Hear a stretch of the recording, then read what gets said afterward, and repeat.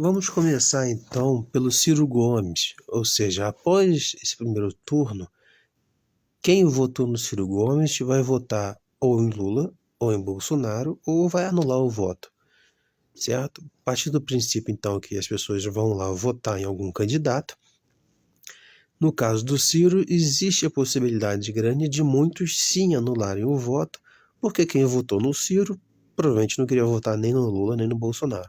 Mas a tendência é que sempre uma parcela faça a transferência de votos, ou seja, se o seu candidato não ganhou e você quer continuar participando da política, você vai ter que votar em algum candidato que ficou em primeiro e segundo lugar, certo? Os candidatos que foram para o segundo turno.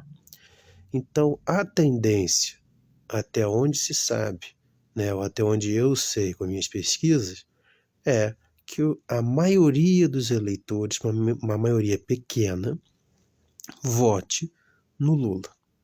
E uma outra parte vote no Bolsonaro. Por quê? Porque a campanha inteira do Ciro era ser uma mistura entre ser mais à esquerda, mas manter um discurso bolsonarista. Então, o Ciro era um sujeito de comportamento de diálogo violento, ele não batia em ninguém, não falava que ia matar ninguém, mas ele tinha um discurso, vamos dizer assim, uma retórica violenta, uma retórica ofensiva. Ele ficava falando muito de moralismo, de anticorrupção, de antissistema, essas coisas que a gente nunca sabe exatamente o que o candidato quer dizer, mas que todo mundo acaba concordando com ele, e que a estratégia basicamente é essa mesmo. Então, muita gente de direita que não gosta do Bolsonaro votou no Ciro.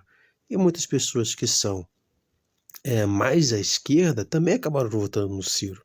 Porque pessoas mais à esquerda também tendem a ser antissistema, no caso, o antissistema capitalista.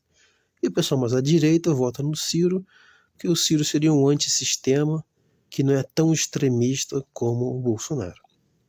Então eu diria que uma parte considerável dos eleitores do Ciro vai anular, e uma parcela talvez, né, um pouco maior vote no Lula, e uma outra metade, né, mas bem próxima da que vai votar no Lula, vote no Bolsonaro. Então eu diria que, se eu fosse chutar, eu diria que 50% vota no Lula ali e 50% vota no Bolsonaro.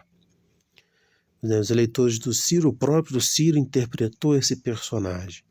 Então eu acho que se o Ciro não der nenhuma declaração favorável ao Lula, eu acho que é mais ou menos isso que vai acontecer. E eu acho difícil que o Ciro dê uma declaração favorável ao Lula, porque o Ciro saiu muito ressentido daquilo que aconteceu na última eleição presidencial, que foi o Haddad contra o Bolsonaro. Eu acho que o Ciro, né, ele queria ser o candidato, não queria ser pelo Partido dos Trabalhadores, ele queria ser pelo PDT, e o PT ser o vice. Nunca vamos saber o que realmente aconteceu, não tem como ter certeza, e no fim das contas PT e PDT brigaram, né? O PT não quis ser vice do Ciro e o Ciro também não queria ser vice do PT. Então os dois partidos romperam ali, o Ciro foi para Paris, o PT acabou rompendo com o PDT lá no Ceará, na terra do Ciro, enfim, uma confusão. Então eu acho que o Ciro está muito machucado em relação ao PT, e acho que ele também é um cara, vamos admitir, ele é um cara bem orgulhoso e muitas vezes arrogante.